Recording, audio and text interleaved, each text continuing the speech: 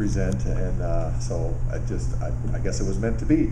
So he's committed to writing a paper though for next year, so he's going to be with our protocol.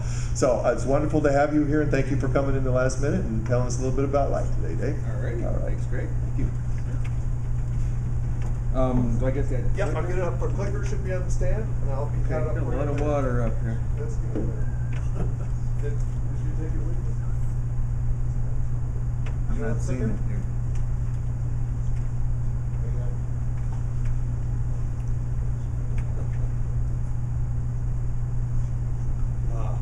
Tom, did you take it with you? No. There's water all over here. Yeah, it's not It's not here. You had it last. Oh, that's it. There it is. Oh, this? Try not to keep it and let it get in the water. Okay. Sorry. Which one of these? Did I go to the laser? Okay. Can everybody hear me okay? Yeah. Thanks for having me. I hope to have a pretty interesting talk for you this morning. And I've got some animations, basically, to show some very interesting effects if Einstein was right and if Einstein was wrong. So I have a website here in New Mexico, NMSR, New Mexicans for Science and Reason, nmsr.org.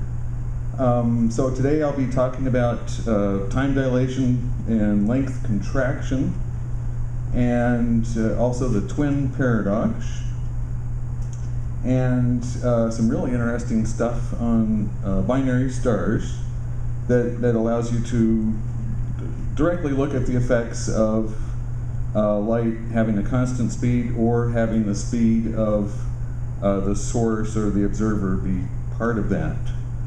And basically what I'm going to present, I hope, is a roadmap for those who would disprove Einstein, things to look for.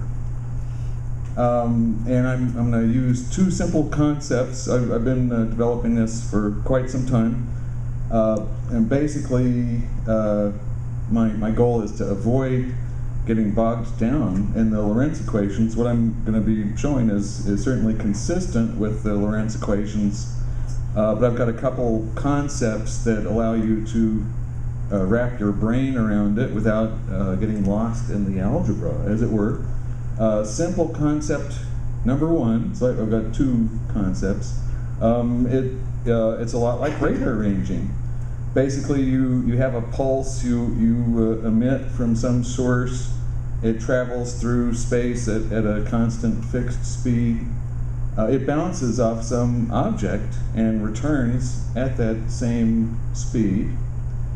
And once it returns back to you, you measure the elapsed time since that pulse was launched, and the distance to the object is just half that elapsed time multiplied by the speed of the pulse. And this is, pretty generally how radar works. So I'll be using that concept several times. And the simple concept number two is not the classical Doppler effect, but it concerns the frequency of pulses as interpreted by people that are moving farther apart or getting closer together over time. So you have pulses emitted by some source, we'll call it A, at regular intervals, and these are received by a retreating observer, B, at longer intervals. Oops. And if B was approaching A, then of course these intervals would become shorter. B, when he gets these signals, he responds by sending one of his or her own, and this also could be interpreted as a passive radar reflection. It could be some plane, and you bounce your radar beam off it, and no one on the plane has to know, oh, we were responding to this ping. It could be totally passive. And, oh, okay, that's backwards. Here we go. So every time A emits a pulse, when B receives it, he responds either passively or actively. And then A gets those pulses again at even longer intervals, or if they're approaching even shorter intervals. But the key is that B's observation of A's delay, or the reduction if they're approaching, must equal A's observation of B's delay, and that is relativity, basically. And here's a little picture showing exactly what I just talked about. This is a Minkowski space-time diagram. So we've got time running up, distance running horizontally, and here A is at the same distance. This diagram is in the reference frame of A, so his distance isn't changing for the whole time as time advances. B, on the other hand, he's zipping through, and in this example, he's zipping through at 60% of the speed of light here. And so if A is sending pings at these intervals, ping, ping, ping, ping, ping, then B over here is going to be getting them farther apart because he's receding. And every ping has farther to travel to get to B, even at the constant speed of light, which is assumed in this space-time diagram.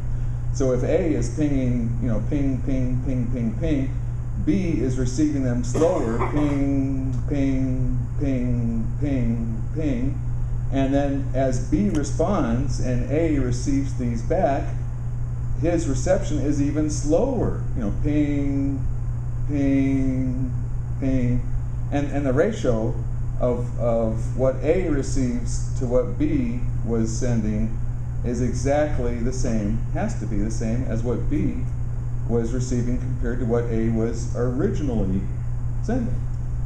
So let's look at a couple quick radar ranges. An object 3 light years away at the instant the ping is received, there's going to be 6 years between the emission and the reception, and so we'll assume, or we'll derive that object was 3 light years away, because you send a signal, you get one back 6 years later, half the time times the speed of light is 3 light years.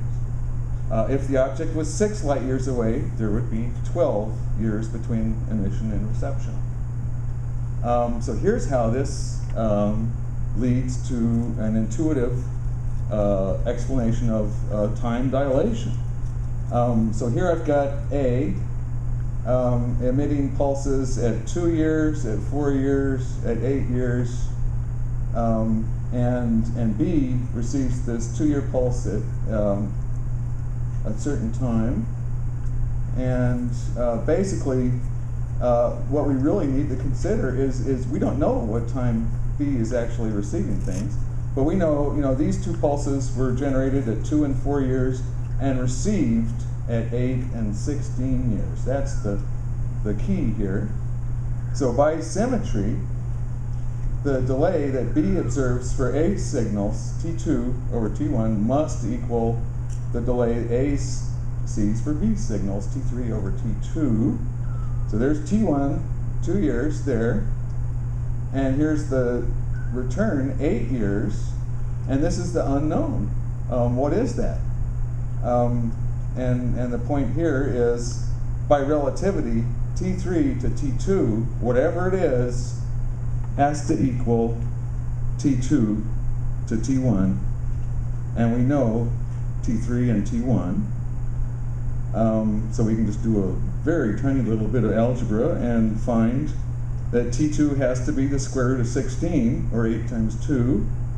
T2 has to be 4 years.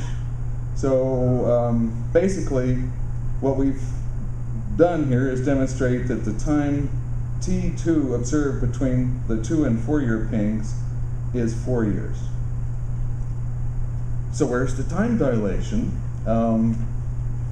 By this radar principle that I was mentioning first, the pulses that A and B receives are just like radar ranging. And so the time of the bounce, the difference of the send and receive times, half of that times the speed gives you the distance, But to get the time that the bounce happened, you just take the average of the 2 times. So if you have signals at 2 and 8 years, the average is 5 years.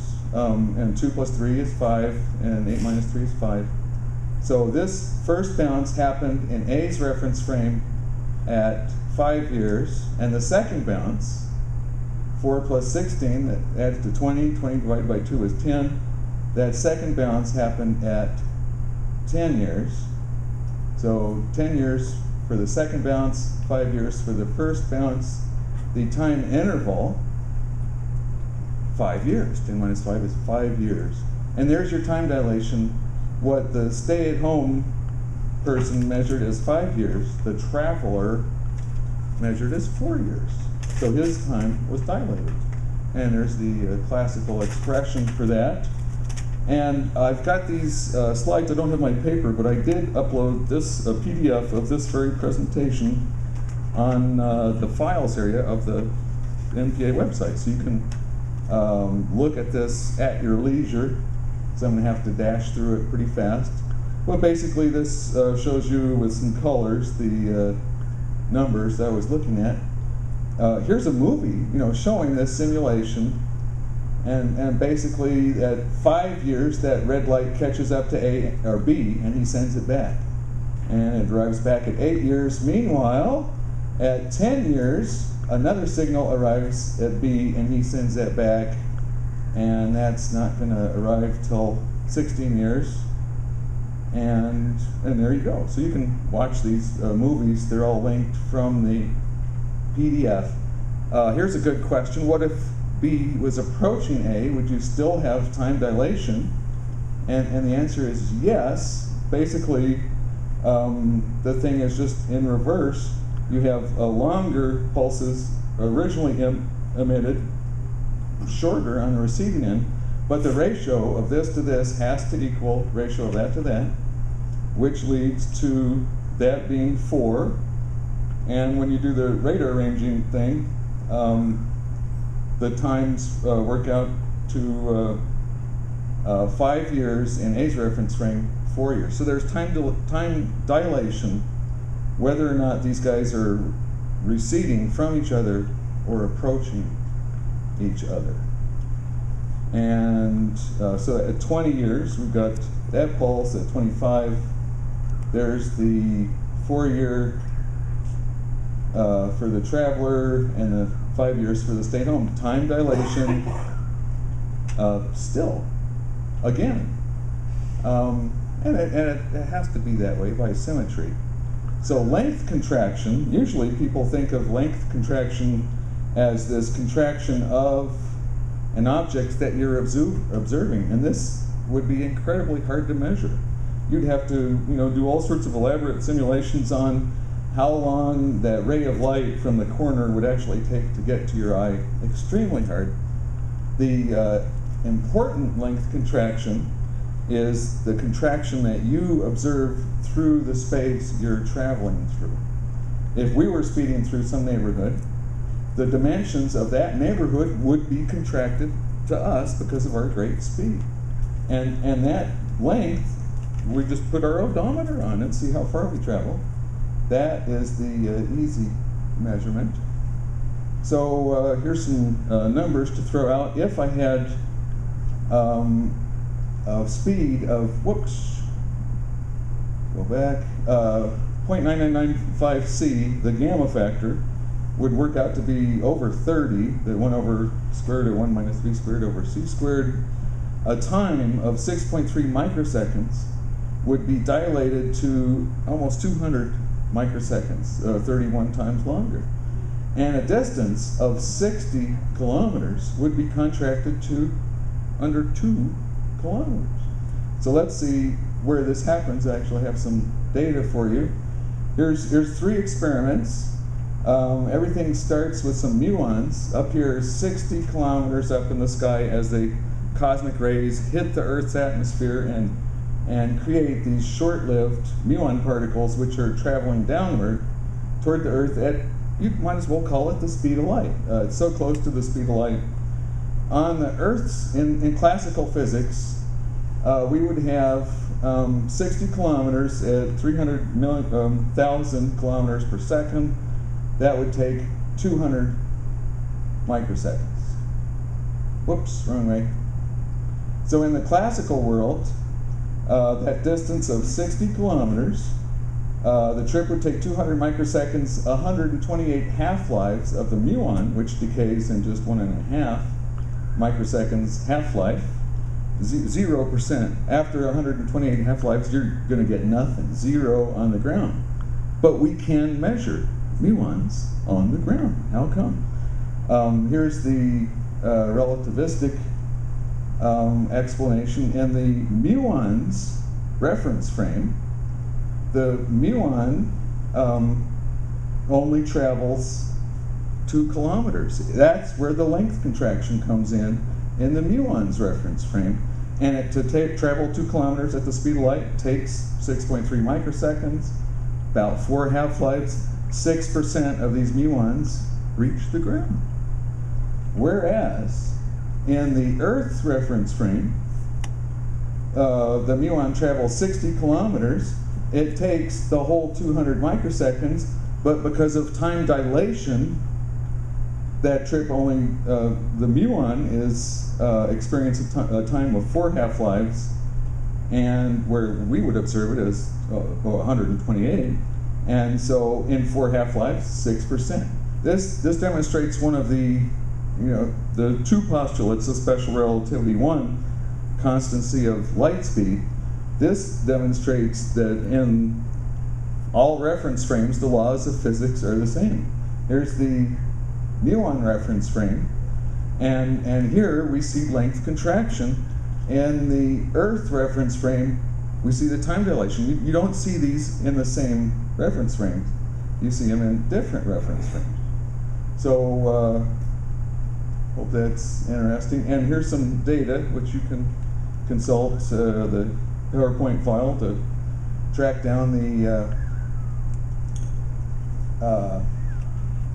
one of the questions: how can 2 observers both have length contraction in the other? And basically the point here is these effects of length contraction and time dilation don't occur in your own rest frame.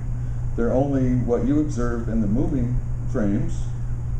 And it's like a virtual lens, a concave lens that would create virtual images. It allows 2 people to each see the other as smaller. They have not changed size. They only appear to be smaller. It's a measurement effect. So let's bring up the twin paradox. Basically, no, not a twin pair of dots. It is the twin paradox. But basically a thought experiment. You have 2 twins. One goes on a journey to space and back. And because of the time dilation effect of relativity, the twin who stayed at home, the twin who left is observed to have a slowing down of time and ends up younger than the twin that stayed behind. The paradox is stated, well, can't either twin be considered at rest and the other one's moving? Who is older? That's a great question. I think it has a great answer. So let's look at Brother B. Here he's on a little trip, and we start at T0, A, and this is in A's reference frame. So we see B at time 0 right there at A. In 15 years, B has traveled at 60% of the speed of light, 9 light years. Then B stops, turns around, and heads back home at, again, 0.6 of the speed of light. And 15 years later, he arrives back at A. The whole thing takes 30 years for B to head out here and back. And what Brother A sees, and here's the space-time diagram for that, he sees Brother B speeding away for 24 years. And so when Brother B is 9 light years away, Brother A is going to measure that at 24 years. And basically, it took 15 years for B to travel out to this point, 9 light years away, and then it took 9 years for the light to travel the 9 light years back to A. So at 24 years, A doesn't know where B is right then, but he knows, well, gosh, he was at 9 light years away 9 years earlier. So basically, the way this works from Brother A's point of view, he sees B receding for 24 years. And then in 6 years, B comes back. It's like a long trip out and a really short trip back. And here's a little animation to show you what that looks like. So this is with a perfect telescope, an ideal telescope that can see almost infinitely far. Time here, distance here. So, and this is the distance at 24 years, we'd be measuring 9 light years there. At 15 years, well, we don't know that he's actually out at 9 light years yet. So we see the rocket receding and receding. Here we're coming up to 24 years, getting up to 9 light years, and exactly 24 years, we see him 9 light years away, we see him stop. We see him turn around, we see him head back toward the Earth, and in 6 years, zoop, zoop, zoop, he's home. Whoa, he's home 30 years later, but the twin says, hey, that's a nice 24 years, wasn't it? 6 years time lost. Whoa. So you can watch that at your leisure from the NPA website. Now here's what Brother B sees, and I have to have 2 diagrams, and these are not the same diagram. They can't be, because there was a big acceleration, deceleration event right in there, and B lost sync, basically. From Brother B's point of view, he speeds out for 12 years. There's his 12 years. And then he stops, turns around, really loses sync, heads back, and it takes another 12 years to get back. B experiences a 24-year journey. And here's the movie of what Brother B sees.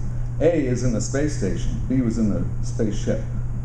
So, and it's quite similar to A's trip until you get to 12 years, at which point B puts the brakes on and goes through a huge deceleration, acceleration, loses sync with the rest of the universe. He has no idea how far A is. He hasn't made radar contact with A, but he will shortly. But he's heading back 16 years, getting closer, 18 years. He's going to pick up A's position. There he is. Aha. 4.5 light years, 3 light years, 1.5. At 24 years, he's back home. And B says, hey, I'm back 24 years later. His brother A experienced 30 years. There's your twin. The twins don't experience the same thing. The twin that left went through a major change of inertial reference systems. He decelerated and accelerated.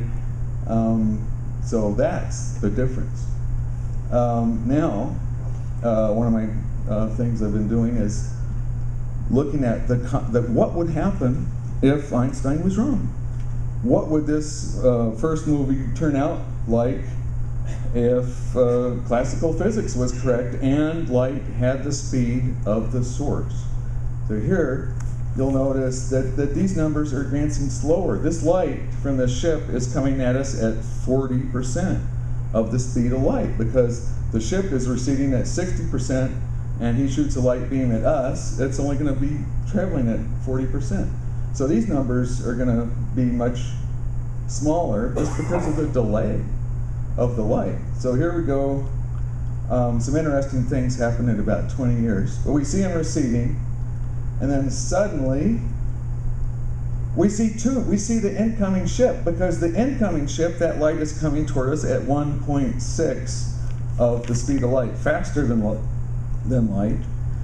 And so we can actually see the receding ship and the approaching ship. At 30 years, this guy gets back home. No time paradox, no twin paradox. They're both measure 30 years. And then the twin brother that traveled can look in the telescope at himself. Both brothers are looking at the receding twin, and when he gets out to 9 light years, poof, that image disappears. That was the last we saw of the slow light. Pretty weird stuff. I think it's pretty non-intuitive. So, but these movies are on my website at New Mexico Tech. So now we're going to change subjects. I sure hope I have time for this, because this is some really fun stuff. Binary stars, I think, are a way to test Einstein. And basically, if you have a binary star, and forget the star in the middle, think of these two stars just orbiting each other. When a star is coming towards the Earth, if Earth was way down here, that light would have to be coming faster than nominal light speed if Einstein was wrong. And when the binary star is receding from Earth, that light would have to travel slower than the nominal light speed. So we're going to look at what happens if Einstein was right versus Einstein was wrong. If Einstein was right, then this is like position. This could be like right and left on your telescope monitor. So this shows one of the stars coming toward the Earth, away from the Earth, toward, away, and its companion star is at a phase, toward the Earth there, away there. So basically this picture shows the binary stars just going like that. Now, if Einstein was wrong, then it would look like this. When the spaceship, or when the star, the binary star, is approaching the Earth, because those light waves would travel at greater than nominal light speed, they'd arrive at Earth earlier. And when the star is receding from the Earth, those light waves would arrive later. So it takes this sine wave and just tilts it over. And the degree of tilt depends on how far Castor C, the binary in Pollak's Castor, is 50 light years away, 51. But to show you what's happening, I had to reduce it to 5 light years, because at 50, you can't even tell what's happening, basically. But so here's the basic idea. This thing here, it's not a function anymore. At any one time, you could have several of images of both stars. It's mind-boggling. Now at 51 light years, there's what we'd see if Einstein was right. But if Einstein was wrong, at any one time we could see dozens and dozens and dozens of images of the same star. Totally unintuitive. 2 minutes?